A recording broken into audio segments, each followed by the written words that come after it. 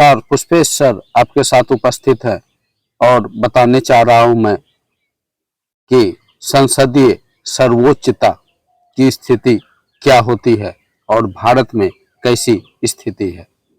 आज मैं पॉलिटी का चैप्टर लेके आया हूं और जो है पहले भी इस चैप्टर से मैंने बहुत चीज बताई है और आज मैं बता रहा हूं संसदीय सर्वोच्चता की स्थिति क्या होती है। तो संसदीय संप्रभुता का तात्पर्य क्या है, पहले यह मैं जानता हूं। देश के आंतरिक एवं बाह्य मामले में संसद की स्थिति का सर्वोच्च होना ही संसदीय संप्रभुता की स्थिति होती है। इसमें देश के आंतरिक मामले हो या बाह्य मामले, उसमें संसद ही निर्णय लेता है और संसद की स्थिति ही सर्वोपरि होती है। यही संसदीय संप्रभुता है। ऐसी स्थिति में देश के आंतरिक और बाह्य मामले में अंतिम निर्णय संसद का होता है। इनके द्वारा बनाए गए कानून को न्यायालय में किसी भी आधार पर चुनौती नहीं दी जा सकती है।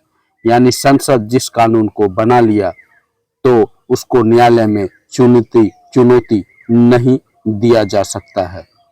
संसदीय संप्रभुता की धारणा इस सिद्धांत पर आधारित है कि संसद के सदस्य सीधे जनता द्वारा निर्वाचित होते हैं, अर्थात जनता उन्हें अपने लिए निर्णय लेने या विधान बनाने के लिए अधिकृत कर देती है। इसीलिए ऐसा कहा जाता है कि संसद द्वारा बनाए गए कानून की न्यायिक समीक्षा नहीं की जा सकती है, क्योंकि संसद के सदस्य सीधे जनता द्वारा निर्वाचित होती है और न्यायालय का अधिकार इस क्षेत्र में कुछ भी नहीं होता है।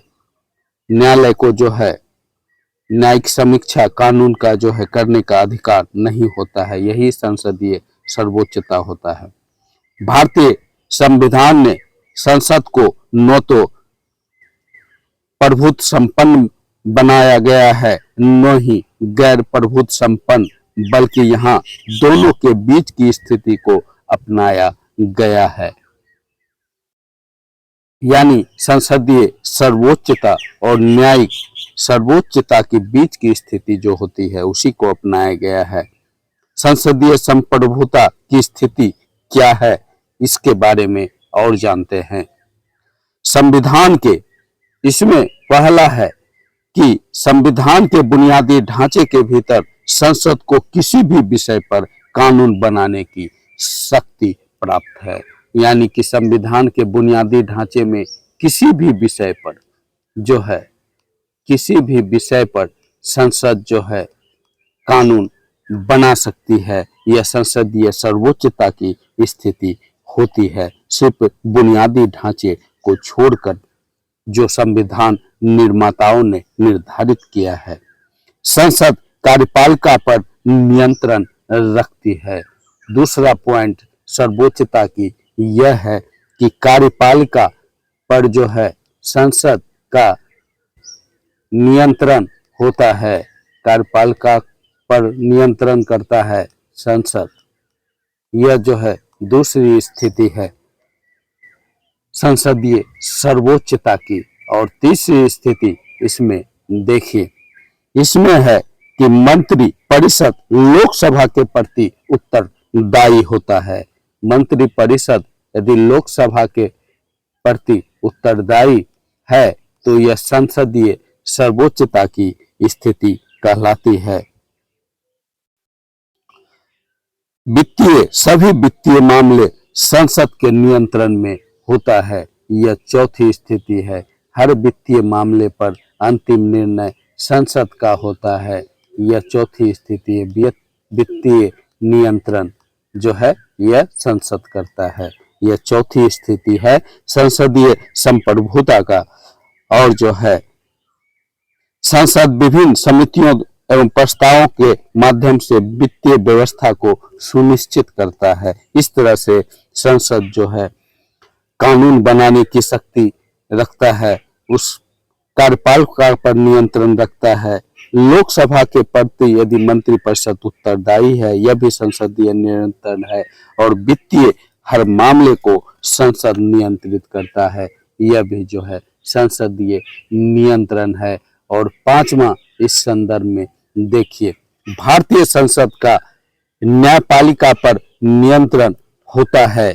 न्यायपालिका के कार्य क्षेत्र तथा जजों की संख्या का निर्धारण संसद द्वारा होता है। संसद ही महाभियोग लगाकर न्यायाधीशों को पदच्युत करने का अधिकार संसद को प्राप्त होता है। यह भी संसदीय संप्रभुता के अंतर्गत आया, यानी कि संसद जो है न्यायपालिका पर नियंत्रण रखता है, उनके कार्य क्षेत्र, जजों की संख्या, उसकी पद मुक्ति, सब पर नियंत्रण संसद का। यह भी संसदीय संप्रभुता की स्थिति है। इस प्रकार उपरोक्त बिंदुओं को देखते हुए ऐसा प्रतीत होता है कि भारतीय संसद संपूर्ण संप्रभुता संपन्न है। दूसरी ओर कई ऐसी स्थितियां या बिंदु भी है जो यह सिद्ध करती है कि भारतीय संसद संप्रभुत्व संपन्न नहीं है। यह स्थिति निम्न है। कुछ स्थितियां ऐसी है जो साबित करता है कि संसद पूर्ण रूप से संप्रभुत्व संपन्न नहीं है, उस पर नियंत्रण है। तो यह है, पहला है, इस स्थिति में न्यायपालिका को न्यायिक पुनरावलोकन का अधिकार है। न्यायपालिका जो है न्यायिक पुनरावलोकन कर सकता है, वह अधिकार है। वह संसद द्वारा बनाए गए कानून की विधि संगतता की जांच कर सकता है। संसद जो कानून बनाया है वह संविधान के अनुकूल है या नहीं, वह विधि सम्मत है कि नहीं, इनकी जांच न्यायपालिका कर सकता है। और उसे वो विधि मान्य वो संवैधानिक भी घोषित कर सकता है। यह जो है न्यायपालिका की शक्ति दिखाया। और दूसरा, आधारभूत ढांचा की संकल्पना। और आधारभूत ढांचा की संकल्पना का जो है उदाहरण देते हुए जो है संसद के किसी भी कानून को न्यायपालिका रद्द कर सकता है, क्योंकि कहेगा कि आधारभूत संविधान के आधारभूत ढांचे के खिलाफ है। यह न्यायपालिका की दूसरी शक्ति दिखाती है कि आधारभूत ढांचे का जो है यह लेके संकल्पना लेके किसी कानून को रद्द कर सकता है। तीसरा, प्रत्यायोजित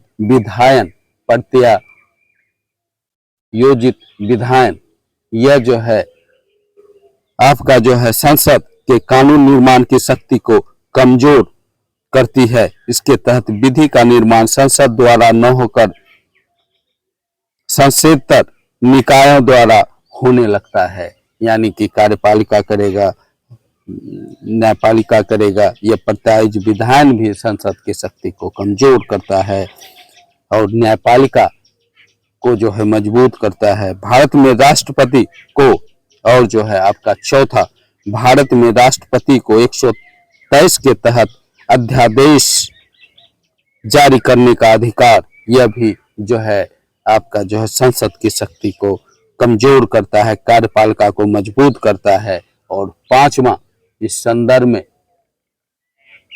भारत में जो है राष्ट्रपति संसद द्वारा पारित विधेयक पर वीटो कर सकता है और जो है पॉकेट वीटो का प्रयोग कर सकता है। यह भी जो है संसद की शक्ति को कमजोर करता है। और छठा, मजबूत कार्यपालिका की स्थिति में संसद के अधिकार सीमित हो जाते हैं और न्यायपालिका में निरंकुशता आ जाती है। यानी मजबूत कार्यपालिका हो तो संसद भीनी बिल्ली बन जाती है, उसका अधिकार सीमित हो जाता है और कार्यपालिका का निरंकुशता जो जग जाहिर होता है। इस तरह से देखा जाए संसद की शक्ति को सीमित करता है। ये सब बातें, इस प्रकार कहा जा सकता है कि भारत में संसदीय संप्रभुता एवं न्यायिक सर्वोच्चता के बीच की स्थिति को अपनाया गया है। ओके गाइस, वीडियो कैसा लगा जरूर बताइएगा। वीडियो अच्छा लगा वीडियो को लाइक करें, चैनल को सब्सक्राइब करें। Okay bye.